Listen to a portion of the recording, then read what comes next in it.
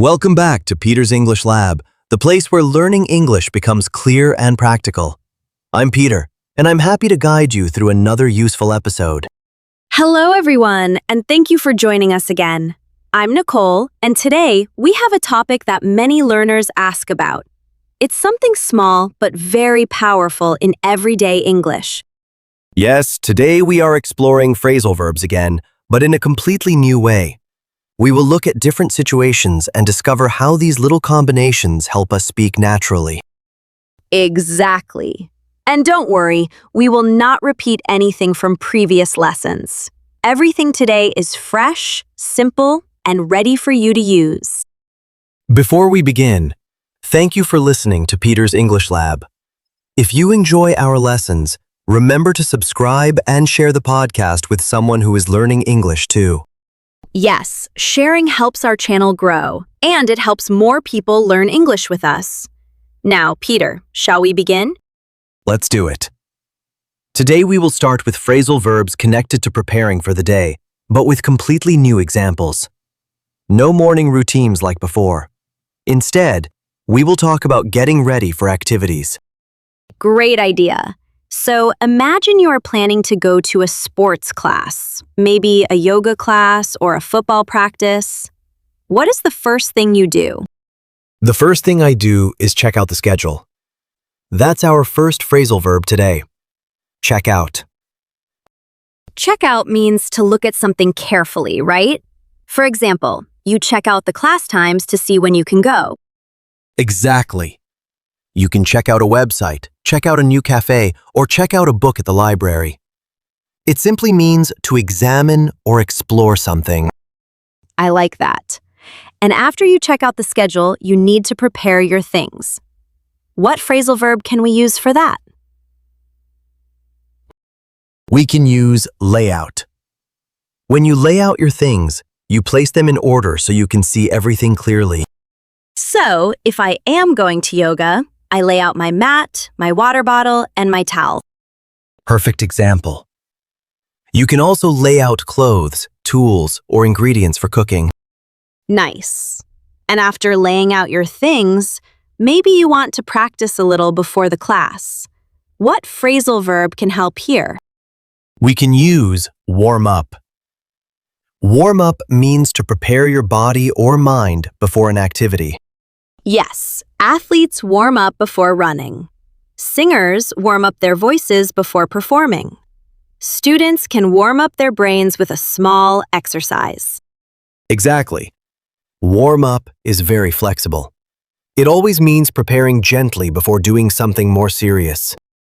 So far we have check out, lay out, and warm up. These are great for planning activities. What comes next? Next, we can talk about heading out. When you head out, you leave your home or your current place to go somewhere. So if the class starts at 6, I head out at 5:30 to arrive on time. Correct. You can head out to work, head out to meet a friend, or head out for a walk. And after the class, maybe you want to relax. What phrasal verb can we use for ending an activity? We can use wind down. Wind down means to slowly relax after doing something active or stressful. I love that one. After yoga, I wind down by drinking tea or listening to soft music. Great.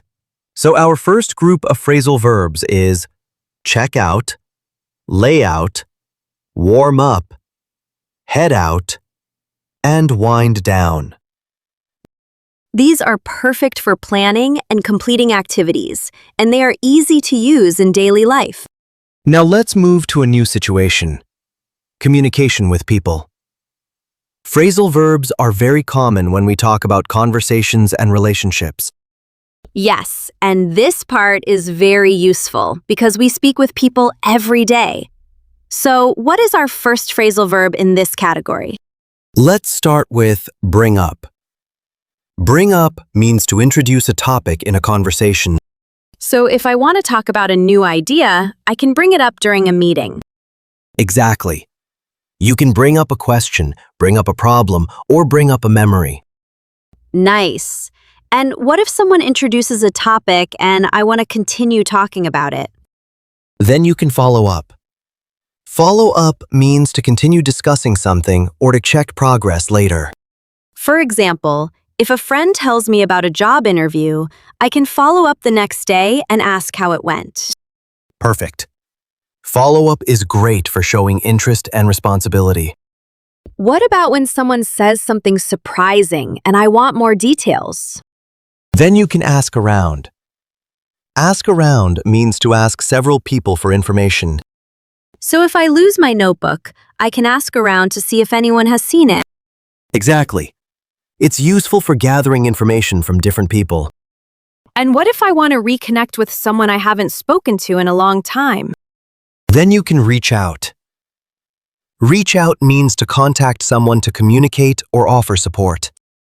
I can reach out to an old friend, reach out to a colleague, or reach out to a family member. Correct. It's a warm and friendly phrasal verb. And what about ending a conversation politely? You can wrap up. Wrap up means to finish something in a clear and organized way. So at the end of a meeting, I can say, "Let's wrap up for today." Exactly. It's very common in professional settings. So in this section, we have bring up, follow up, ask around, reach out, and wrap up. Yes, and all of them help us communicate more naturally. Now let's explore phrasal verbs connected to problems and solutions. These are extremely common in daily life. Yes, because everyone faces problems sometimes. What is our first phrasal verb here? Let's start with figure out. Figure out means to understand something after thinking about it. So if my computer is slow, I try to figure out why. Exactly. You can figure out a plan, figure out a mistake, or figure out how something works. And what if the problem is too big and I need help? Then you can call in someone. Call in means to ask a person with experience to help. For example, if my sink is broken, I call in a plumber. Perfect. You can call in a technician, call in a specialist, or call in a friend who knows more. What about when something stops working suddenly? Then we can use breakdown. Breakdown means to stop functioning. Cars break down, machines break down, and sometimes communication breaks down too. Exactly. It's a very flexible phrasal verb. And what if I want to reduce the size of a big problem? Then you can cut down. Cut down means to reduce something. I can cut down my expenses, cut down my screen time, or cut down sugar. Correct. It's useful for lifestyle changes. And what about solving a problem completely? Then we can use sort out. Sort out means to fix or organize something. So if my documents are messy, I sort them out. If I have a misunderstanding with a friend, we sort it out. Exactly. Sort out is a great problem-solving verb. Now let's finish with phrasal verbs connected to learning and improvement. Great. Learning is a big part of life, so these verbs will help our listeners grow. The first one is look into. Look into means to investigate or study something carefully. So if I want to learn about a new hobby, I look into it online. Exactly. You can look into courses, look into opportunities, or look into solutions. What about practicing something regularly? Then we use work on. Work on means to practice or improve a skill. I can work on my pronunciation, work on my writing, or work on my confidence. Perfect. Next is pick up.